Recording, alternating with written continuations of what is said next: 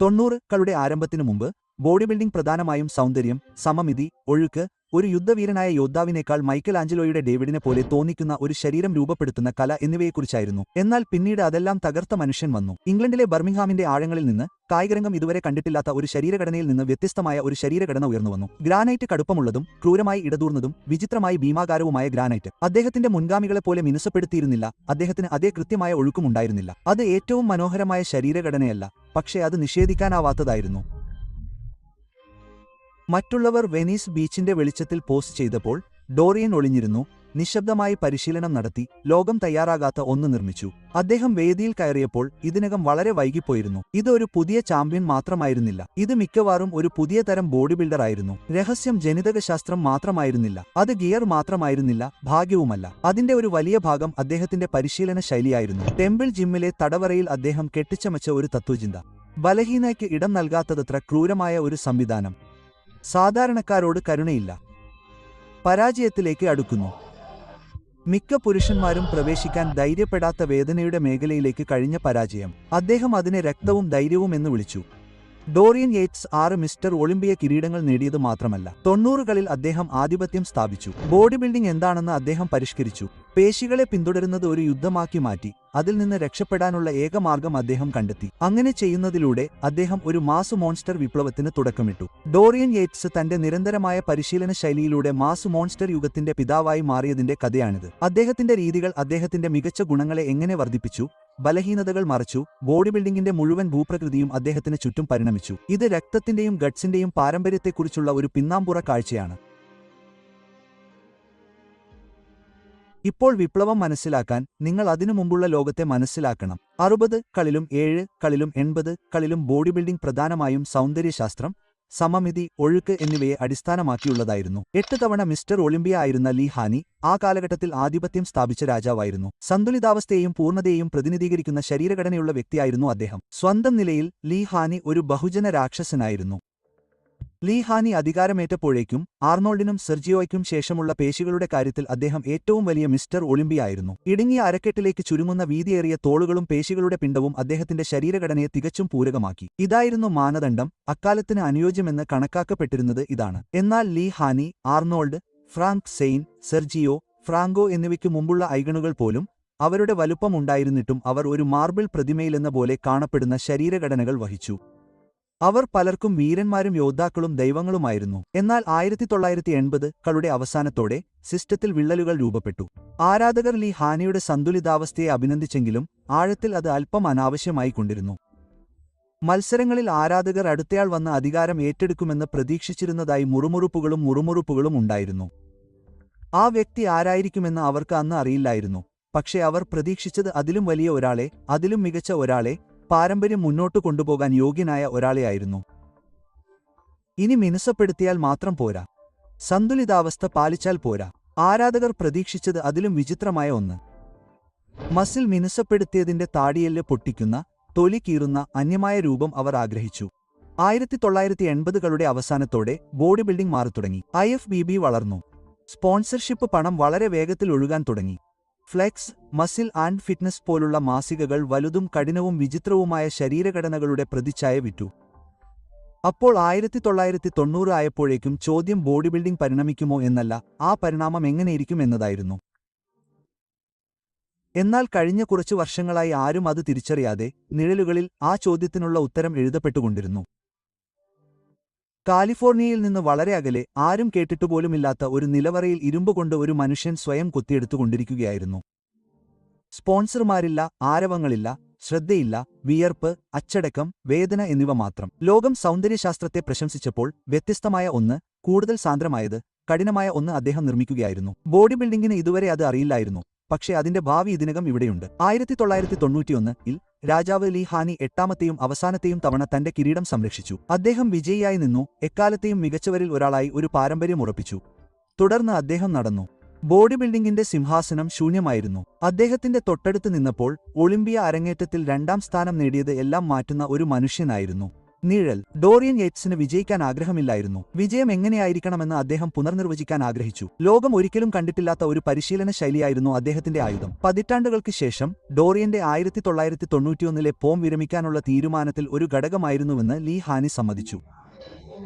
ആ പരിപാടിയിൽ എനിക്ക് കഴിയുന്ന ഏറ്റവും മികച്ച പാസ് കിക്കുകൾ കൊണ്ടുവരേണ്ടി വന്നു. ചിപ്സ് എവിടെ വേണമെങ്കിലും വീഴും. അത് ഡോറിയൻ ആണെങ്കിൽ അത് അവനാകും.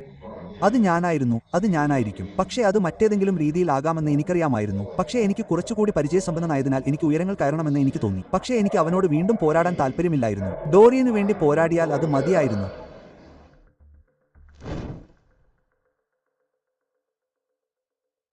ഡോറിയൻ ആൻഡ്രൂ മാൻഡസ് യേറ്റ്സ് കാലിഫോർണിയയിലെ സൂര്യപ്രകാശത്തിൽ ജനിച്ചില്ല.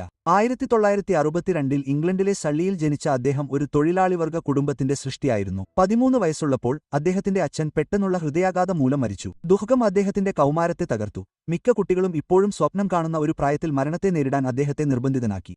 കോമിക്സും ആയോധനകലകളും സിനിമകളും ഇഷ്ടപ്പെട്ടിരുന്ന ആൺകുട്ടി അകന്നു, കഠിനനായി, വികാരങ്ങൾ അകറ്റി നിർത്തുന്ന ഒരാളായി. കൗമാരത്തിന്റെ അവസാനത്തോടെ ഡോറിയൻ മാറി. പാർട്ടികളും മദ്യപാനവും വഴക്കും നിറഞ്ഞ രാത്രികളിൽ അദ്ദേഹം പരുക്കൻ ജനക്കൂട്ടത്തിലേക്ക് വീണു. തുടർന്ന് പ്രശ്നങ്ങളുണ്ടായി. 19 വയസ്സുള്ളപ്പോൾ ഒരു കലാപത്തിനിടെ അറസ്റ്റിലായതിനെ തുടർന്ന് അദ്ദേഹം 6 മാസത്തെ തടവ് ശിക്ഷ അനുഭവിച്ചു. പലർക്കും ജയിൽ ഒരു അന്ത്യമാണ്. എന്നാൽ ഡോറിയന് അത് അദ്ദേഹത്തിന്റെ പുനരധിവാസത്തിനുള്ള ഒരു സ്രോതസ്സായി മാറി. ചുവരുകൾക്കുള്ളിൽ അദ്ദേഹം ഭാരോദ്വഹന മുറി കണ്ടെത്തി. തുരുമ്പിച്ച ബാർബെല്ലുകൾ, പൊട്ടിയ ബെഞ്ചുകൾ, തകർന്ന ഡംബെല്ലുകൾ. മറ്റുള്ളവർക്ക് അത് വെറും വിനോദം മാത്രമായിരുന്നു. എന്നാൽ ഡോറിയന് ഇത് രക്ഷയായിരുന്നു. ഇരുമ്പിന്റെ ഞെരുക്കത്തിലും പേശികളുടെ ആയാസത്തിലും അദ്ദേഹം ഒരു പുതിയ ഐഡന്റിറ്റി കണ്ടെത്തി. അദ്ദേഹം ആദ്യമായി ഗൗരവമായി ഉയർത്താൻ തുടങ്ങി. തന്റെ കോപവും സങ്കടവും അസംസ്കൃത ശാരീരിക പ്രയത്നത്തിലേക്ക് മാറ്റാൻ തുടങ്ങി. ഇത് അദ്ദേഹത്തിന്റെ തെറാപ്പി മാത്രമല്ല, അദ്ദേഹത്തിന്റെ പുതിയ അഭിനിവേശവുമായി മാറി. 6 മാസത്തിനു ശേഷം അദ്ദേഹം പുറത്തുപോയപ്പോൾ അദ്ദേഹം ബർമിംഗ്ഹാമിൽ നിന്നുള്ള മറ്റൊരു കുട്ടി മാത്രമായിരുന്നില്ല. അദ്ദേഹം വലുതും ശക്തനും മൂർച്ചയുള്ളവനുമായിരുന്നു. അതിലും പ്രധാനമായി അദ്ദേഹത്തിന് ഉദ്ദേശ്യം നൽകുന്ന ഒന്ന് അദ്ദേഹം കണ്ടെത്തി. പുറത്തു തിരിച്ചെത്തിയപ്പോൾ ഡോറിയൻ തന്റെ ജീവിതത്തിൽ ഘടന തേടി. പക്ഷേ അദ്ദേഹത്തിന്റെ യഥാർത്ഥ ശ്രദ്ധ ഇപ്പോഴും ജിം ആയിരുന്നു. അദ്ദേഹം അമിതമായി പരിശീലനം നേടി. കയ്യിൽ കിട്ടുന്ന എല്ലാ ബോഡി ബിൽഡിംഗ് മാസികകളും വായിച്ചു. പേശികളും ഫിറ്റ്നസും ഫ്ലെക്സും ഇരുമ്പ് മനുഷ്യനും. അദ്ദേഹം ദിനചര്യകൾ മനപാഠമാക്കി, ശരീരഘടന താരതമ്യം ചെയ്തു, പോഷകാഹാരം പഠിച്ചു. അക്കാലത്ത് ബ്രിട്ടനിലെ ബോഡി ബിൽഡിംഗ് സംസ്കാരം അല്പം അണ്ടർഗ്രൗണ്ട് ആയിരുന്നു. ചെറിയ ഷോകളും വലിയ ജിമ്മുകളും പ്രശസ്തിയല്ല, അഭിനിവേശമാണ് സമൂഹത്തെ ഉത്തേജിപ്പിച്ചത്. അങ്ങനെ ഡോറിയന്റെ എളിയ തുടക്കം നിഴലുകളിൽ നിന്നാണ് ആരംഭിച്ചത്. പിന്നീട് തീപ്പൊരി വന്നു. വിചിത്രമായ പേശികൾ കൊണ്ട് പൊട്ടിത്തെറിക്കുന്ന ക്വാഡ്സുകളുള്ള ടോം പ്ലാറ്റ്സിന്റെ ഒരു ഫോട്ടോ, തുടകളിൽ ഞരമ്പുകൾ, തുടർന്ന് ഒരു രാജാവിനെപ്പോലെ ഒരു ജനക്കൂട്ടത്തെ നിയന്ത്രിക്കുന്ന ആർണോൾഡിന്റെ ഒരു വീഡിയോ.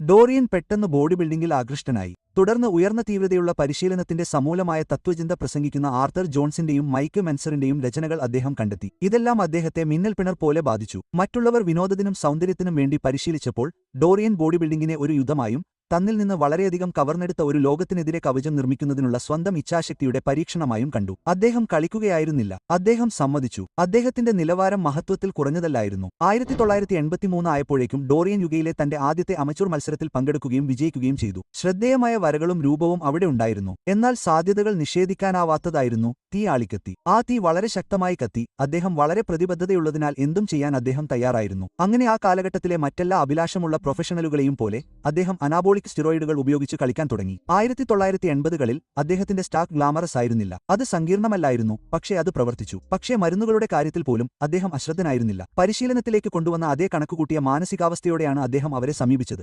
നിയന്ത്രിതവും അളന്നതും ലക്ഷ്യബോധമുള്ളതും. അദ്ദേഹത്തിന് സ്റ്റിറോയിഡുകൾ മാന്ത്രികമായിരുന്നില്ല. അവ മറ്റെല്ലാറ്റിനെയും പോലെ ഉപകരണങ്ങൾ മാത്രമായിരുന്നു. അടിസ്ഥാനം ഇപ്പോഴും പരിശീലനവും അച്ചടക്കവുമായിരുന്നു. മരുന്നുകൾ അദ്ദേഹം അഴിച്ചുവിടാൻ പോകുന്ന ക്രൂരതയിൽ നിന്ന് വേഗത്തിൽ സുഖം പ്രാപിക്കാൻ അനുവദിച്ചു. കൂടാതെ തന്റെ കഴിവ് പരമാവധിയാക്കാനും കളിക്കളത്തെ സമനിലയിലാക്കാനും അദ്ദേഹത്തെ സഹായിച്ചു. എന്നാൽ അനാബോളിക്സ് ആയിരുന്നില്ല അദ്ദേഹത്തെ നിർവചിച്ചത്. അത് അദ്ദേഹത്തിന്റെ മാനസികാവസ്ഥയായിരുന്നു. എല്ലാ പരിശീലന ശൈലിയും അദ്ദേഹം പരീക്ഷിച്ചു. മാരത്തൺ വോളിയം സെഷനുകൾ, ഉയർന്ന ഫ്രീക്വൻസി സ്പ്ലിറ്റുകൾ, എണ്ണമറ്റ സെറ്റുകൾ. അവന്റെ ശരീരം വളർന്നു, പക്ഷേ എന്തോ ശരിയല്ലെന്ന് തോന്നി. അരക്കൽ പ്രവർത്തിക്കുന്നു, പക്ഷേ വളരെ കാര്യക്ഷമമല്ല. അവൻ ചെയ്യുന്ന പരിശ്രമത്തിന് ഫലങ്ങൾ പൊരുത്തപ്പെട്ടില്ല. പക്ഷേ അപ്പോഴാണ് അവൻ മൈക്ക് മെനറിന്റെ ഹെവി ഡ്യൂട്ടി തത്വചിന്തയെ കണ്ടുമുട്ടിയത്. ജിമ്മിൽ മണിക്കൂറുകൾ ആവശ്യമില്ല, തീവ്രത മാത്രമേ ആവശ്യമുള്ളൂ എന്ന ആശയം. പരാജയത്തിന് പുറം എല്ലാം തുറന്നു. ആർണോൾഡ് ഷ്വാസ്നെഗർ ഉൾപ്പെടെ പലരും അത് നിരാകരിച്ചപ്പോൾ ഡോറിയൻ ആ രീതിയെ ഭ്രാന്തിലേക്ക് തള്ളിവിട്ടു. അങ്ങനെ അവൻ പരീക്ഷണം തുടങ്ങി. അവൻ തന്റെ ശബ്ദം കുറച്ചു, അളവിനേക്കാൾ ഗുണനിലവാരത്തിൽ ശ്രദ്ധ കേന്ദ്രീകരിച്ചു, മിക്ക പുരുഷന്മാരും ഒരിക്കലും പോകാത്തതിലേക്ക് അവനെ തള്ളിവിടുന്ന സാങ്കേതിക വിദ്യകൾ ചേർത്തു. നിർബന്ധിത ആവർത്തനങ്ങൾ, നെഗറ്റീവുകൾ, ഡ്രോപ്പ് സെറ്റുകൾ, അവൻ ശരീരത്തിന്റെ പരിധി മറികടക്കുന്ന ഓരോ സെറ്റും. എന്നാൽ പിന്നീട് വിചിത്രമായ എന്തോ ഒന്ന് സംഭവിച്ചു. അവന്റെ പേശികൾ വളരുക മാത്രമല്ല, അവ കഠിനമായി, കട്ടിയുള്ളതായി. ഒരു ദിവസം അവനെ നിർവചിക്കുന്ന ആ ട്രേഡ്മാർക്ക് സാന്ദ്രത അവൻ വികസിപ്പിക്കാൻ തുടങ്ങി. ഈ പരിവർത്തനത്തിനിടയിലാണ് ഡോറിയൻ ബോഡി ബിൽഡിംഗിൽ ശരിക്കും പ്രണയത്തിലായത്. അത് അവന്റെ ഹോബി മാത്രമായിരുന്നില്ല, അത് അവന്റെ ജീവിതരീതിയായിരുന്നു. ഒരിക്കൽ അവനെ നഷ്ടപ്പെട്ട ഒരു ലോകത്ത് പുതുതായി കണ്ടെത്തിയ ആയുധം, അച്ചടക്കവും ക്രൂരമായ തീവ്രതയും സംയോജിപ്പിച്ച ഒരു പരിശീലന ശൈലി എന്നിവ ഉപയോഗിച്ച് അവന് ഒരു ലക്ഷ്യം നൽകിയ ആചാരം. ഫലങ്ങൾ വ്യക്തമായിരുന്നു. അടുത്ത മിസ്റ്റർ ഒളിമ്പിയയാകാൻ അദ്ദേഹത്തിന് ന്യായമായ അവസരം ലഭിച്ചു. യുണൈറ്റഡ് കിങ്ഡത്തിന് പുറത്തുള്ള വളരെ കുറച്ച് ആളുകൾക്ക് മാത്രമേ അത് അറിയൂ. എന്നാൽ ഡോറിയൻ യേറ്റ്സിനെക്കുറിച്ചുള്ള വാർത്ത പ്രചരിക്കാൻ സമയത്തിന്റെ കാര്യം മാത്രമായിരുന്നു. 1987 ബർമിംഗ്ഹാമിലെ ടെമ്പിൾ ജിം ഡോറിയൻ ഏറ്റെടുത്തപ്പോൾ അദ്ദേഹം ഒരു ഹെൽത്ത് ക്ലബ്ബിലേക്ക് കാലെടുത്തു വെക്കുകയായിരുന്നില്ല. അദ്ദേഹം തന്റെ നേട്ടങ്ങളുടെ ഗുഹയിലേക്ക് കാലെടുത്തു വെക്കുകയായിരുന്നു. 1980കളുടെ തുടക്കം മുതൽ ജിം നിലവിലുണ്ടായിരുന്നു. പക്ഷേ ഡോറിയൻ അത് സ്വന്തമാക്കുമ്പോഴേക്കും അദ്ദേഹം നിരവധി അമച്വർ മത്സരങ്ങളിൽ പങ്കെടുക്കുകയും ബ്രിട്ടീഷ് ബോഡി ബിൽഡിംഗിൽ വളർന്നുവരുന്ന ഒരു ശക്തിയായി പ്രശസ്തി നേടുകയും ചെയ്തിരുന്നു. മറ്റൊരു വിധത്തിൽ പറഞ്ഞാൽ, ടെമ്പിൾ അദ്ദേഹത്തിന്റെ പരിശീലന കേന്ദ്രമായും അദ്ദേഹത്തിന്റെ സ്വകാര്യ ലബോറട്ടറിയായും മാറുമായിരുന്നു. അത് ഗ്ലാമറസ് ആയിരുന്നില്ല, അത് അണ്ടർഗ്രൗണ്ട് ആയിരുന്നു, അത് വൃത്തികെട്ടതായിരുന്നു. മറ്റ് പല ജിമ്മുകളിലുമുള്ള ആഡംബര സവിശേഷതകൊന്നും അതിൽ ഉണ്ടായിരുന്നില്ല. Venice ബീച്ചിന് വിപരീതമായിരുന്നു temple. മിനുക്കിയ കണ്ണാടികളില്ല, മിന്നുന്ന ലൈറ്റിംഗ് ഇല്ല, കോൺക്രീറ്റ് ചുവരുകളും ഇരുമ്പും മാത്രം. ഡോറിയൻ തന്നെ അതിനെ തടവറ എന്ന് വിളിച്ചു. അത് കൃത്യമായി അങ്ങനെയായിരുന്നു. ഈ തടവറയ്ക്കുള്ളിൽ ബോഡി ബിൽഡിംഗിനെ എന്നേക്കുമായി മാറ്റുന്ന കാര്യങ്ങളുടെ തത്വചിന്ത ഡോറിയൻ പരിഷ്കരിക്കാൻ തുടങ്ങി. മുമ്പ് സൂചിപ്പിച്ചതുപോലെ മൈക്ക് മെൻസറിന്റെ ഉയർന്ന തീവ്രത പരിശീലനത്തെക്കുറിച്ചുള്ള സിദ്ധാന്തങ്ങളിൽ നിന്ന് അദ്ദേഹം വളരെയധികം പ്രചോദനം ഉൾക്കൊണ്ടിരുന്നു. അക്കാലത്ത് അല്പം സമൂലമായി കണക്കാക്കപ്പെട്ടിരുന്നു കുറച്ച് സെറ്റുകളും കൂടുതൽ കഠിനാധ്വാനവും വോളിയത്തെ മറികടക്കും എന്ന ആശയം. എന്നാൽ ഡോറിയൻ ഈ സംവിധാനം പിന്തുടരുക മാത്രമല്ല, അതിൽ മെച്ചപ്പെടുത്തുകയും സ്വന്തം പേര്, രക്തം, ധൈര്യം എന്നിവ ഉപയോഗിച്ച് അതിനെ ബ്രാൻഡ് ചെയ്യുകയും ചെയ്തു. മെൻസറിന്റെ ഹെവി ഡ്യൂട്ടി തത്വചിന്തയുടെ ഒരു ആത്മീയ പിൻഗാമിയായിരുന്നു അത്. ഫോർമുല ലളിതവും എന്നാൽ ക്രൂരവുമായിരുന്നു. വാം അപ്പ് ചെയ്യുക, തുടർന്ന് ഓരോ വ്യായാമത്തിനും ഒരു ഓൾഔട്ട് വർക്കിംഗ് സെറ്റ് നടപ്പിലാക്കുക. ആ സെറ്റ് കേവലമായ അരികിലേക്കും അതിനപ്പുറത്തേക്കും തള്ളപ്പെടണം. ഫോഴ്സ് റെപ്സ്, ഡ്രോപ്പ് സെറ്റുകൾ, ഭാഗികങ്ങൾ, നെഗറ്റീവുകൾ. ടാങ്കിൽ എന്തെങ്കിലും ശേഷിക്കുന്നുണ്ടെങ്കിൽ അവൻ അത് ശരിയായി ചെയ്തില്ല. ഡോറിയൻ തന്നെ വിശദീകരിക്കുന്നതുപോലെ, നിങ്ങൾക്ക് രണ്ടാമത്തെ സെറ്റ് പരീക്ഷിക്കാൻ കഴിയുമെന്ന് നിങ്ങൾക്ക് തോന്നുന്നുവെങ്കിൽ ആദ്യ സെറ്റിൽ നിങ്ങൾക്ക് എല്ലാ സ്റ്റോപ്പുകളും പുറത്തെടുക്കാൻ കഴിയില്ല. പ്രൊഫഷണൽ ബോഡി ബിൽഡിംഗ് നിലവാരം വെച്ച് നോക്കുമ്പോൾ അദ്ദേഹത്തിന്റെ വ്യായാമ സമയം വളരെ കുറവായിരുന്നു, പലപ്പോഴും 30 മുതൽ 45 മിനിറ്റ് വരെ. എന്നാൽ ആ തീവ്രത മറ്റ് പല ബോഡി ബിൽഡർമാർക്കും അതിജീവിക്കാൻ കഴിയാത്ത ഒന്നായിരുന്നു. അക്കാലത്ത് സാധാരണമായിരുന്ന ഒരു പരിശീലന രീതിയായിരുന്നില്ല അത്. ഓരോ ആവർത്തനവും ശസ്ത്രക്രിയാ കൃത്യതയോടെയാണ് നടത്തിയത്. പാഴായ ചലനമില്ല, അഹംഭാവം ഉയർത്തുന്നില്ല, നിരന്തരമായ ശ്രദ്ധ കേന്ദ്രീകരിച്ച നാശം മാത്രം. ടെമ്പിൾ ജിം ഈ പരീക്ഷണ കേന്ദ്രമായി മാറി. ഡോറിയൻ പേശികളെ മാത്രമല്ല, നിഴലിന്റെ മിത്തിനെയും വളർത്തിയ സ്ഥലമായിരുന്നു. ഓരോ വ്യായാമവും അവനെ ഉന്മൂലനം ചെയ്ത് കൂടുതൽ ശക്തിപ്പെടുത്തി. പരിശീലനം നേടാനും വിജയിക്കാനും മാത്രം ആഗ്രഹിച്ച മനുഷ്യന്റെ വിയർപ്പും നിലവിളികളും തടവറയുടെ ചുവരുകൾ ആഗിരണം ചെയ്തു. വിജയത്തിന്റെ അർത്ഥം പുനർനിർവചിക്കാൻ അദ്ദേഹം പരിശീലിക്കുകയായിരുന്നു. തടവറയിൽ നിഴൽ ഒരു ഇതിഹാസമായി മാറി. അദ്ദേഹത്തിന്റെ ആഴ്ചതോറുമുള്ള വിഭജനം പോലും വളരെ കാര്യക്ഷമമായിരുന്നു, കാരണം അദ്ദേഹം 4 ദിവസം മാത്രം പരിശീലനം നേടുകയും പിന്നീട് മറ്റു 3 ദിവസത്തേക്ക് സുഖം പ്രാപിക്കുകയും ചെയ്യും. ഓരോ സെഷനും ഒരേ പതിവ് പിന്തുടർന്നു. 2 വാം അപ്പ് സെറ്റുകളും പിന്നീട് ഓരോ വ്യായാമത്തിനും ഒരു ഓൾഔട്ട് വർക്കിംഗ് സെറ്റും. ആ ഒരൊറ്റ സെറ്റ് പൂർണ്ണ പരാജയത്തിലേക്ക് തള്ളിവിട്ടു. 8 മുതൽ 10 വരെ, 12 മുതൽ 15 വരെ അദ്ദേഹത്തിന് ക്രാങ്ക് ചെയ്യാൻ കഴിയുന്നത്രയും. ചെസ്റ്റ് ഡേയിൽ ഇൻസിൻ ബാർബെൽ പ്രസ്സുകൾ, ഡംബെൽ ഫ്ലൈസ്, മെഷീൻ പ്രസ്സുകൾ എന്നിവ ഉപയോഗിച്ചാണ് അദ്ദേഹം തുടങ്ങിയത്. ഓരോ ആവർത്തനവും സ്ലോ എൻട്രിക്കും പിന്നീട് വളരെ ശക്തമായ കോൺസെൻട്രിക്സും ആയിരുന്നു. അദ്ദേഹത്തിന്റെ പോം ലോക്ക് ചെയ്തു. പിന്നെ ബാർബെൽ ചുരുളുകളും പ്രസംഗക ചുരുളുകളും ഉപയോഗിച്ച് അദ്ദേഹം തന്റെ ബൈസെപ്സ് കീറിമുറിക്കും. ചെറുതും മൂർച്ചയുള്ളതും ക്രൂരവുമായത്. ടെമ്പിളിലെ ലെഗ് ഡേകളും വളരെ ഐതിഹാസികമായിരുന്നു, കാരണം അദ്ദേഹം ലെഗ് എക്സ്റ്റൻഷനുകൾ ഉപയോഗിച്ച് തന്റെ ക്വാഡുകൾ പ്രീ എക്സ്ഹോസ്റ്റ് ചെയ്തുകൊണ്ട് ആരംഭിച്ചു. തുടർന്ന് നേരെ ലെഗ് പ്രസ്സുകളിലേക്കോ ഹാക്ക് സ്ക്വാറ്റുകളിലേക്കോ പോയി. തുടർന്ന് ഹാംസ്ട്രിംഗ് ചുരുളുകളും ആർഡിഎല്ലുകളും അത് പൂർത്തിയാക്കി. അവസാനത്തോടെ അദ്ദേഹത്തിന്റെ കാലുകൾ പമ്പ് ചെയ്തില്ല, അവ തകർന്നു. മിലിറ്ററി പ്രസ്സുകൾ ഷോൾഡർ ഡേയുടെയും ലാറ്റ് റേസുകളുടെയും ഒരു പ്രധാന ഭാഗമായിരുന്നു. ട്രൈസെപ്സിനുള്ള അദ്ദേഹത്തിന്റെ പ്രിയപ്പെട്ട ചലനം തലയോട്ടി ക്രഷറുകളും പുഷ്ഡ് ഡൌണുകളുമായിരുന്നു, ആ ഹോഴ്സ് ഷൂ ലുക്ക് കുത്തിയെടുക്കാൻ. എന്നാൽ ബാക്ക് ഡേയിലേക്ക് വരുമ്പോൾ, അപ്പോഴാണ് അദ്ദേഹം തന്റെ ഏറ്റവും മികച്ച സവിശേഷതയായ തന്റെ മാസ്റ്റർപീസ് മെച്ചപ്പെടുത്തിയത്. ഹെവി ബാർബെൽ റോകൾ, പുളോവറുകൾ, പുൾ ഡൌണുകൾ, മെഷീൻ റോകൾ. ഓരോ ആംഗിളും ആക്രമിക്കപ്പെട്ടു, ഓരോ ഫൈബറും കീറുമുറിച്ചു.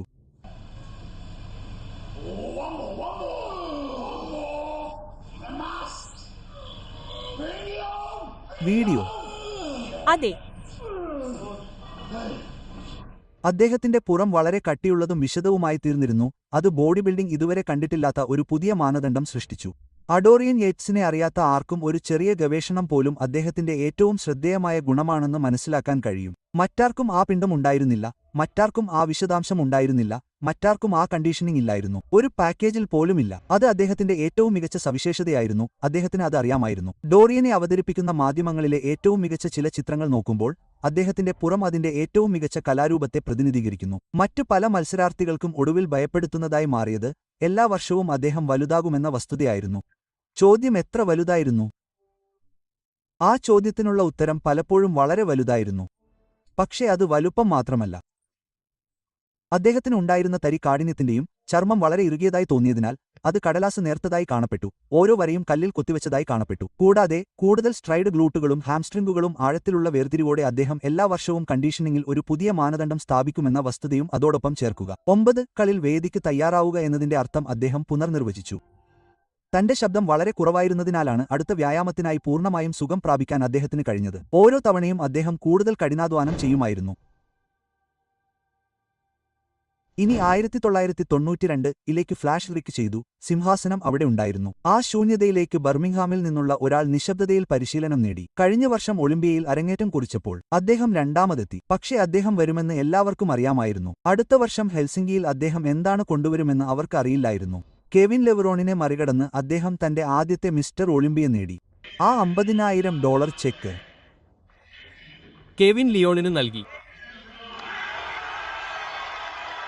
1993 അത്ഭുതകരമായ ഒരു വർഷം ആഘോഷിക്കുന്ന ഏറ്റവും മികച്ച പ്രതീക്ഷയുള്ളവരിൽ ഒരാളായിരുന്നു ഫ്ലെക്സ് വീലർ. അദ്ദേഹത്തിന്റെ സ്വന്തം സ്വഭാവവിശേഷങ്ങൾ അദ്ദേഹത്തിന് നല്ല കാരണത്താൽ ക്ലാസുള്ള മാസ് എന്ന വിളിപ്പേര് നേടിക്കൊടുത്തു. പക്ഷേ എങ്ങനെയോ നിലവിലെ ചാമ്പ്യനായ ഡോറിയൻ വീണ്ടും വലുതും വിചിത്രവും കഠിനവും വീണ്ടും ആധിപത്യം സ്ഥാപിച്ചു. 1994 ആയപ്പോഴേക്കും 6 വർഷത്തെ പരിചയസമ്പന്നനായ ഷോൺ റേയും ഉയർന്നുവന്നു. പക്ഷേ ഈ പുതിയ മാസ് മോൺസ്റ്റർ യുഗത്തിന്റെ പൂർണ്ണമായ വിപരീതത്തെ പ്രതിനിധീകരിക്കുന്ന ഒരാളായിരുന്നു അദ്ദേഹം. സൗന്ദര്യശാസ്ത്രത്തിന്റെയും ഒഴുക്കിന്റെയും പാരമ്പര്യം അദ്ദേഹം ഇപ്പോഴും വഹിച്ചുകൊണ്ടിരുന്നു. ചെറിയ ഫ്രെയിമിൽ പോലും അദ്ദേഹം വളരെ ശക്തനായ ഒരു വെല്ലുവിളിയായിരുന്നു. വലിയ എതിരാളികളുടെ അടുത്തു നിന്നാലും അദ്ദേഹത്തിന്റെ വരകളും രൂപവും എപ്പോഴും വേറിട്ടു നിൽക്കും. 1994 ആയപ്പോഴേക്കും ഡോറിയൻ എത്രത്തോളം വലുതാകുമായിരുന്നു അല്ലേ? ശരി, അദ്ദേഹം ഗണ്യമായി വലുതായി. ഷോൺ റേയെ മറികടക്കാൻ ആവശ്യമായ നല്ല കണ്ടീഷനിംഗ് നിലനിർത്താൻ അദ്ദേഹത്തിന് കഴിഞ്ഞു. ആ വിചിത്ര ഘടകം വളരെ വലുതായിരുന്നു. എന്നാൽ പിന്നീട് നമ്മൾ കാണാൻ പോകുന്നതുപോലെ 1994 മിസ്റ്റർ ഒളിമ്പിയ ഡോറിയന്റെ വിവാദപരമായ ഒളിമ്പ്യാസുകളിൽ ആദ്യത്തേതായിരുന്നു. 1995 അദ്ദേഹം ജോർജിയയിലെ അറ്റ്ലാന്റയിലേക്ക് മടങ്ങി. ഡോറിയൻ യേറ്റ്സിന്റെ ഇതുവരെ കണ്ടിട്ടുള്ളതിൽ വെച്ച് ഏറ്റവും മികച്ച ബോഡി ബിൽഡിംഗ് പതിപ്പ് കൊണ്ടുവന്നു. അതായത് ഇത് അദ്ദേഹത്തിന്റെ ഉന്നതിയായിരുന്നു എന്ന് ഞാൻ പറയാം. 1992 അപേക്ഷിച്ച് അദ്ദേഹത്തിന് 30 പൗണ്ട് ഭാരമുണ്ടായിരുന്നു. ഇപ്പോഴും കണ്ടീഷൻ ചെയ്തിട്ടില്ലെങ്കിലും കണ്ടീഷൻ ചെയ്തതുപോലെ തന്നെയായിരുന്നു. ഈ വിജയം കൂടുതൽ ശ്രദ്ധേയമാക്കുന്നതിനായി അക്കാലത്തെ ഏറ്റവും മികച്ച കെവിൻ ലെവറോണിനെ അദ്ദേഹം തോൽപ്പിച്ചു. അദ്ദേഹം നിഷേധിക്കാനാവാത്തവനും തർക്കമില്ലാത്തവനും ഏതാണ്ട് തടയാനാവാത്തവനുമായിരുന്നു. 18ാം നമ്പർ മത്സരാർത്ഥി ചിക്കാഗോയിൽ കെവിൻ ലിയോൺ. അടുത്ത വർഷം 96 ഒളിമ്പിയയിൽ അദ്ദേഹം തിരിച്ചെത്തി വീണ്ടും ആധിപത്യം സ്ഥാപിച്ചു. മികച്ച ഫോമിലല്ലെങ്കിലും വിജയിക്കാൻ അത് ഇപ്പോഴും മതിയായതായിരുന്നു. അദ്ദേഹത്തെ നിഴലാക്കിയ എല്ലാ ട്രേഡ്മാർക്ക് സവിശേഷതകളും അദ്ദേഹം ഇപ്പോഴും കൊണ്ടുവന്നു. എന്നാൽ ബോഡി ബിൽഡിംഗിൽ എന്ന പോലെ ഫാദർ ടൈമും തോൽവിയറിയാത്തതാണ്. എന്നാൽ 1997 അടുത്തെത്തിയപ്പോൾ തന്റെ മികച്ച ഫോം തിരികെ കൊണ്ടുവരാനുള്ള ഡോറിയന്റെ കഴിവ് ഏതാണ്ട് ഇല്ലാതായി. 1997 മിസ്റ്റർ ഒളിമ്പിയയിൽ അദ്ദേഹം ശക്തമായ മുന്നേറ്റം നടത്തി, വലുതായി തിരിച്ചുവന്നു. പക്ഷേ അദ്ദേഹം മികച്ചവനാണോ അല്ലയോ എന്നതിനെക്കുറിച്ച് ചില ഗുരുതരമായ ചോദ്യങ്ങൾ ഉണ്ടായിരുന്നു, പ്രത്യേകിച്ച് നാസർ എൽസാത്തിയെ അപേക്ഷിച്ച്. നാസർ സ്വന്തം നിലയിൽ അസാധാരണമായി കാണപ്പെട്ടു. ഇതാണ് അദ്ദേഹത്തിന്റെ ഏറ്റവും മികച്ച പാക്കേജ്. എന്നാൽ ഈ വിവാദത്തിന്റെ മൂലവും ഉറവിടവും ഡോറിയന്റെ പോരായ്മകളിലേക്കാണ്. ആ രക്തത്തിന്റെയും കുടലിന്റെയും ശൈലിയിലുള്ള പരിശീലനത്തിന്റെ വർഷങ്ങളിലൂടെ അദ്ദേഹത്തിന്റെ ശരീരത്തിൽ വികസിച്ച പോരായ്മകൾ. 1994 ഒളിമ്പിയയാണ് അദ്ദേഹത്തിന്റെ ആദ്യത്തെ വിവാദ ഒളിമ്പിയ എന്ന് ഞാൻ നേരത്തെ പറഞ്ഞിരുന്നു. ഷോയ്ക്ക് ഏതാനും ആഴ്ചകൾക്ക് മുമ്പ് അദ്ദേഹത്തിന്റെ ഇടതു ബൈസെപ്പ് കീറിയതിനാൽ ധാരാളം ആരാധകരുടെ കണ്ണിൽ ഇത് അദ്ദേഹത്തിന്റെ അനുപാതത്തെയും സമമിതിയെയും അല്പം വേദനിപ്പിച്ചു. അതേസമയം ഷാൻ റേ ഏതാണ്ട് പൂർണ്ണനായിരുന്നു. എന്നാൽ ഡോറിയൻ മറ്റെല്ലായിടത്തും അസാധാരണനായതിനാൽ അവർ ഇപ്പോഴും അദ്ദേഹത്തെ നിലവിലെ ചാമ്പ്യനായി അംഗീകരിച്ചു.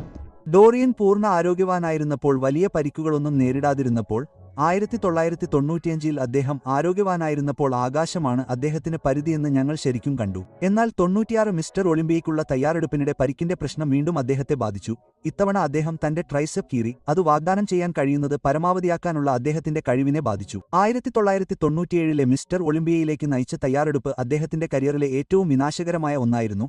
കാരണം അദ്ദേഹം തന്റെ ബൈസെപ്പ് കീറി, ട്രൈസെപ്പ് കീറി, മാത്രമല്ല മറ്റ് നിരവധി പരിക്കുകളും നേരിട്ടു. പരിശീലനം അദ്ദേഹത്തിന് പരിചിതമായ രീതിയിൽ പരമാവധിയാക്കാൻ കഴിയാത്തതിനാൽ 95 അദ്ദേഹം കൊണ്ടുവന്ന കാര്യങ്ങൾ പുനർനിർമ്മിക്കുന്നത് അദ്ദേഹത്തിന് ശരിക്കും ബുദ്ധിമുട്ടായിരിക്കും. ആളുകൾ പ്രതീക്ഷിച്ചിരുന്ന മറ്റ് പല വശങ്ങളിലും അദ്ദേഹം മെച്ചപ്പെടുത്താൻ പാടുപെട്ടു എന്ന് മാത്രമല്ല, നാസറിനേക്കാൾ മികച്ചവനാണോ അദ്ദേഹം എന്നതും വളരെ ചർച്ചാവിഷയമായിരുന്നു. അവർ അദ്ദേഹത്തെ വിജയിയായി പ്രഖ്യാപിച്ചപ്പോൾ ആരാധകർ അതിനെക്കുറിച്ച് എന്താണ് ചിന്തിക്കുന്നതെന്ന് നിങ്ങൾക്ക് കേൾക്കാനാകും.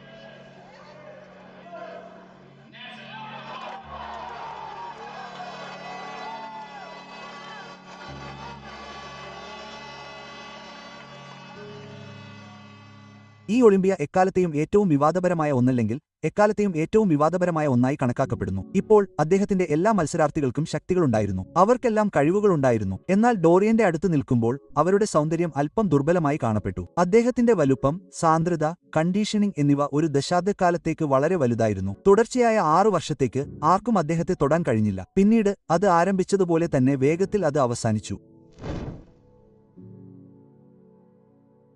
വർഷങ്ങളോളം ശരീരത്തിലുണ്ടായ നിരന്തരമായ ക്രൂരതയാൽ തകർന്നതും കീറിമുറിച്ചതുമായ ഡോറിയൻ 98-ലെ ഒളിമ്പിയയ്ക്കുള്ള പരിശീലനത്തിനിടെ മറ്റൊരു പരിക്കിന് ശേഷം താൻ അവസാനിച്ചുവെന്ന് തീരുമാനിച്ചു. തുടർച്ചയായ 3-ാമത്തെ വർഷമാണ് അദ്ദേഹത്തിന് പരിക്കേറ്റ ഒരു ഓഫ് സീസൺ ഉണ്ടായിരുന്നത്. മിസ്റ്റർ ഒളിമ്പിയ അദ്ദേഹത്തിന് മേൽ ചുമത്തിയ നഷ്ടത്തോടൊപ്പം അത് ഇനി വിലമതിക്കുന്നതല്ല. അദ്ദേഹത്തിന് ആ തീ നഷ്ടപ്പെട്ടു, ആ തീപ്പൊരി നഷ്ടപ്പെട്ടു. അദ്ദേഹം മുന്നോട്ടു പോകാൻ തയ്യാറായിരുന്നു. കൂടാതെ അദ്ദേഹത്തിന്റെ നിഴൽ വിളിപ്പേരുമായി പൂർണ്ണമായും പൊരുത്തപ്പെട്ടു. അദ്ദേഹം അതും ഇരുട്ടിൽ സൂക്ഷിച്ചു. മിസ്റ്റർ ഒളിമ്പിയയ്ക്ക് ആഴ്ചകൾക്ക് മുമ്പ് അദ്ദേഹം തിരിച്ചുവന്ന് തന്റെ കിരീടം നിലനിർത്താൻ പോകുന്നില്ലെന്ന് തീരുമാനിച്ചിരുന്നു. പക്ഷേ അദ്ദേഹം ആരോടും പറഞ്ഞില്ല. ബാക്കിയുള്ളവർ ഒരിക്കലും പ്രത്യക്ഷപ്പെടാത്ത വലിയതും മികച്ചതുമായ ഒരു ഡോറിയനെ പ്രതീക്ഷിച്ചിരുന്നു. ആ ദിവസം വരെ അവർക്കറിയില്ലായിരുന്നു റോണി കോൾമാൻ ബഹുജന രാക്ഷസ കാലഘട്ടത്തിന്റെ ടോർച്ച് വഹിക്കാൻ പോകും. ബോഡി ബിൽഡിംഗിന്റെ DNA മാറ്റി സൂര്യാസ്തമയത്തിലേക്ക് നടക്കാൻ ഡോറിയൻ യേറ്റ്സ് തയ്യാറായിരുന്നു. ആ ഘട്ടത്തിൽ തന്റെ ശരീരത്തിന് വരുത്തിയ നിരവധി നാശനഷ്ടങ്ങളുമായി അദ്ദേഹം പൊരുത്തപ്പെടേണ്ടിവന്നു. എല്ലാ ദിവസവും പരാജയത്തെ മറികടക്കുമ്പോൾ ഒരു വില നൽകേണ്ടിവരും. ഡോറിയൻ യേറ്റ്സിന് ആ വില അദ്ദേഹത്തിന്റെ ശരീരമായിരുന്നു. 90കളുടെ തുടക്കത്തിൽ അടയാളങ്ങൾ ഇതിനകം ഉണ്ടായിരുന്നു. 90കളുടെ അവസാനത്തോടെ ആ പരിക്കുകളുടെ വിനാശകരമായ സ്വഭാവം വളരെ വ്യക്തമായി. പ്രത്യേകിച്ച് അദ്ദേഹത്തിന്റെ കൈയിൽ അതിന്റെ ആകൃതി ശാശ്വതമായി മാറിയിട്ടുണ്ടെന്ന് വ്യക്തമായി. രക്തത്തിന്റെയും കുടലിന്റെയും യാഥാർത്ഥ്യമായിരുന്നു ഇത്. അദ്ദേഹത്തിന്റെ പരിശീലന രീതി അത് എല്ലാം ആവശ്യപ്പെട്ടു. ഓരോ ടെൻഡോണും, എല്ലാ പേശീനാരുകളും, എല്ലാ സന്ധികളും. അതായിരുന്നു അദ്ദേഹത്തിന്റെ തത്വചിന്തയുടെ അടിസ്ഥാനം. രസകരമെന്ന് പറയട്ടെ, തുടക്കം മുതൽ തന്നെ അതിന്റെ ഫലം എന്താണെന്ന് അദ്ദേഹത്തിന് അറിയാമായിരുന്നു. വളരെക്കാലമായി ബോഡി ബിൽഡിംഗിൽ മത്സരിക്കാൻ പോകുന്നില്ലെന്ന് തനിക്ക് അറിയാമായിരുന്നുവെന്ന് ഡോറിയൻ തന്നെ പറഞ്ഞു. 15-20 വർഷമായി അദ്ദേഹം ചെയ്യാൻ പദ്ധതിയിട്ടിരുന്ന ഒന്നല്ല അത്. തന്റെ പരിശീലന ശൈലിയുടെ അനന്തരഫലങ്ങൾ അദ്ദേഹം പൂർണ്ണമായി മനസ്സിലാക്കി. ഒരു തലമുറ മിസ്റ്റർ ഒളിമ്പിയ ആകാനുള്ള അവസരം വിലമതിക്കുന്നതാണെന്ന് അദ്ദേഹം തീരുമാനിച്ചു. കീറിയ ട്രൈസെപ്സ്, കീറിയ ബൈസെപ്സ്, തോളിലെയും കാൽമുട്ടുകളിലെയും ഇടുങ്ങിയ പുറം എന്നിവയുടെ ചെലവിലാണ് ആ 6 കൈച്ചെരിപ്പുകൾ ലഭിച്ചത്. പക്ഷേ അതായിരുന്നു അദ്ദേഹത്തിന്റെ വിട്ടുവീഴ്ച. അതായിരുന്നു അദ്ദേഹം നൽകാൻ തയ്യാറായ വില. തന്റെ പരിശീലന ശൈലി സുസ്ഥിരമാകില്ലെന്ന് അറിയാമായിരുന്നതിനാൽ അദ്ദേഹം അകത്തേക്ക് വരാനും ആധിപത്യം സ്ഥാപിക്കാനും അപ്രത്യക്ഷമാകാനും ആഗ്രഹിച്ചു. പക്ഷേ അതുമാത്രമാണ് തനിക്ക് ഫലപ്രദമായ രീതിയെന്ന് അദ്ദേഹത്തിന് അറിയാമായിരുന്നു. അദ്ദേഹത്തിന്റെ സമയം താരതമ്യേന ചെറുതായിരിക്കുമെന്നും അദ്ദേഹം അത് പൂർണ്ണമായും മുതലെടുക്കുമെന്നും അദ്ദേഹം പറഞ്ഞു. എന്തായാലും അദ്ദേഹം പ്രതീക്ഷിച്ചതിലും അല്പം കൂടുതൽ മത്സരിച്ചിരിക്കാനാണ് സാധ്യത. ഇക്കാലത്ത് പല ബോഡി ബിൽഡർമാരും പ്രായമാകുമ്പോൾ അവർ അവരുടെ പരിശീലന ശൈലികൾ മാറ്റുന്നു. കൂടുതൽ സമയം പരിശീലിക്കാനും അവരുടെ കരിയർ ശരിക്കും വർദ്ധിപ്പിക്കാനും കഴിയുന്ന തരത്തിൽ അവർ അവരുടെ വീണ്ടെടുക്കൽ മാറ്റുന്നു. എന്നാൽ 1990കളിലെ മാനസികാവസ്ഥ ഇതായിരുന്നില്ല. ഇപ്പോൾ വർഷങ്ങളോളം തടവറയിൽ നടന്ന യുദ്ധത്തിനുശേഷം ഡോറിയൻ യേറ്റ്സ് വളരെ വ്യത്യസ്തമായ ഒന്നിലേക്ക് തിരിഞ്ഞു. അദ്ദേഹം ഒരിക്കലും സങ്കൽപ്പിച്ചിട്ടില്ലാത്ത ഒന്ന്. യോഗ. പതിറ്റാണ്ടുകളുടെ ഭാരോദ്വഹനം അദ്ദേഹത്തിന്റെ ശരീരത്തെ തളർത്തി. ഞാൻ മുമ്പ് പറഞ്ഞതുപോലെ അദ്ദേഹത്തിന് കീറിയ ട്രൈസെപ്സ്, കീറിയ ബൈസെപ്സ്, തോളുകൾ, വർഷങ്ങളുടെ തീവ്രമായ പരിശീലനം മൂലം ധരിക്കുന്ന സന്ധി പ്രശ്നങ്ങൾ എന്നിവ ഉണ്ടായിരുന്നു. അദ്ദേഹത്തിന്റെ ചലനശേഷി വളരെ മോശമായിരുന്നു.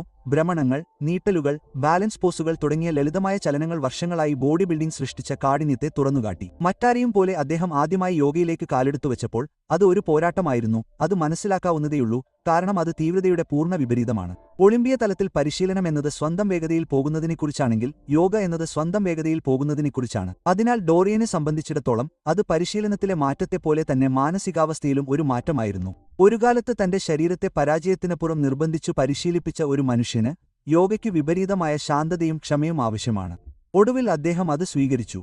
ഇന്ന് ഡോറിയൻ ദിവസവും യോഗ പരിശീലിക്കുന്നു. മറ്റെന്തിനേക്കാളും മുമ്പ് പലപ്പോഴും രാവിലെ ധ്യാനവുമായി അദ്ദേഹം അതിനെ സംയോജിപ്പിക്കുന്നു. രണ്ടും ജീവിതത്തെ മാറ്റിമറിക്കുന്ന അനുഭവങ്ങളാണെന്ന് അദ്ദേഹം വിളിക്കുന്നു. അഭിമുഖങ്ങളിൽ അദ്ദേഹം അത് വ്യക്തമായി പറഞ്ഞിട്ടുണ്ട്. തന്റെ 30കളിൽ പ്രായപൂർത്തിയായപ്പോൾ ചെയ്തതിനേക്കാൾ 50കളിൽ അദ്ദേഹത്തിന് സുഖം തോന്നുന്നു. പേശികൾ കൊണ്ടല്ല, മറിച്ച് സന്തുലിതാവസ്ഥ കൊണ്ടാണ്. മിസ്റ്റർ ഒളിമ്പിയയാകാൻ വർഷങ്ങളോളം തന്റെ ശാരീരിക ആരോഗ്യത്തിൽ വിട്ടുവീഴ്ച ചെയ്ത ശേഷം സുസ്ഥിരമായിരിക്കേണ്ട ഒരു ശരീരം വികസിപ്പിക്കുകയും പരിപാലിക്കുകയും ചെയ്തുകൊണ്ട് അദ്ദേഹം ഇപ്പോൾ തനിക്ക് എപ്പോഴും ആവശ്യമായ ശരീരം കെട്ടിപ്പടുക്കുകയാണ്. ഡോറിയന്റെ ബോഡി ബിൽഡിംഗ് കരിയർ 1998-ൽ ഫലപ്രദമായി അവസാനിച്ചെങ്കിലും അദ്ദേഹത്തിന്റെ യാത്ര അവസാനിച്ചില്ല. ഭാരോദ്വഹനത്തിൽ നിന്ന് മനസ്സ് ഉയർത്തുന്നതിലേക്കും പേശികൾ തകർക്കുന്നതിൽ നിന്ന് മനസ്സ് തുറക്കുന്നതിലേക്കും അത് മാറി. വേദി കീഴടക്കുന്നതിൽ നിന്ന് ഷിയോബാസയിൽ യോഗ മാറ്റി കീഴടക്കുന്നതിലേക്ക് അദ്ദേഹം എത്തി.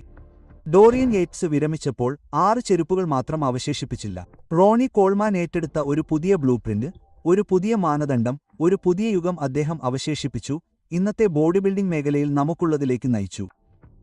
റോണി, ജെയ് Cutler, Marcus rule, branch Warren, ഫിൽ ഹീത്ത് എന്നിവരെ പിന്തുടർന്ന എല്ലാ അത്ലറ്റുകളെയും ഡോറിയൻ എങ്ങനെയെങ്കിലും സ്വാധീനിച്ചു. എന്നാൽ തടവറയും അദ്ദേഹത്തിന്റെ രക്തത്തിന്റെയും ധൈര്യത്തിന്റെയും തത്വചിന്തയാണ് എല്ലാം ആരംഭിച്ചത്. ഇന്നും തലമുറകളിലെ ലിഫ്റ്റർമാർ ജിമ്മിലെ അച്ചടക്കം, ശ്രദ്ധ, മാനസിക യുദ്ധം എന്നിവയെക്കുറിച്ച് സംസാരിക്കുമ്പോൾ ഡോറിയൻ യേറ്റ്സിനെ പരാമർശിക്കുന്നു. ഫിറ്റ്നസ് വ്യവസായത്തിലെ യുവാക്കളോട് സംസാരിക്കുന്ന ബ്രാൻഡുകളുമായി അദ്ദേഹം ഒരു പ്രധാന സഹകാരിയായതിന്റെ ഒരു വലിയ ഭാഗം ഇതാണ്. അദ്ദേഹത്തിന്റെ ഐകണിക് പരിശീലന ദൃശ്യങ്ങൾ, ഗ്രെയിൻ, അസംസ്കൃതമായത്, ഇപ്പോഴും ഓൺലൈനിൽ പ്രചരിക്കുന്നു, അടുത്ത തലമുറയിലേക്ക് തുടരും. കാരണം ഒരു യഥാർത്ഥ ഇതിഹാസത്തിന്റെ അടയാളം അവർ നേടുന്ന മെഡലുകളല്ല, മറിച്ച് അവർ അവശേഷിപ്പിക്കുന്ന മാറ്റമാണ്. ബർമിംഗ്ഹാമിലെ ജിമ്മുകൾ മുതൽ ലോകത്തിലെ ഏറ്റവും തിളക്കമുള്ള ഘട്ടങ്ങൾ വരെ അഭിനിവേശം അച്ചടക്കത്തെ നേരിടുമ്പോൾ എന്ത് സംഭവിക്കുമെന്നതിന്റെ ഒരു മികച്ച ഉദാഹരണമാണ് ഡോറിയൻ യേറ്റ്സ്. ബോഡി ബിൽഡിംഗിനെ എന്നേക്കുമായി മാറ്റിമറിച്ച മനുഷ്യനായിരുന്നു അദ്ദേഹം. ഈ വീഡിയോയുടെ അവസാനം വരെ നിങ്ങൾ എത്തിയിട്ടുണ്ടെങ്കിൽ കണ്ടതിന് വളരെ നന്ദി. ഡോറിയന്റെ പാരമ്പര്യത്തെക്കുറിച്ച് താഴെ ഒരു അഭിപ്രായം രേഖപ്പെടുത്തി ചർച്ചയിൽ ചേരുക. അൽഗോരിതത്തിൽ ചാനലിന് സഹായകമാകുന്നതിനാൽ വീഡിയോയിൽ ഒരു ലൈക്ക് ഇടുക. ഇതുപോലുള്ള കൂടുതൽ വീഡിയോകൾക്കായി ആ സബ്സ്ക്രൈബ് ബട്ടൺ അമർത്തുക. I am large coffee. കണ്ടതിന് നന്ദി.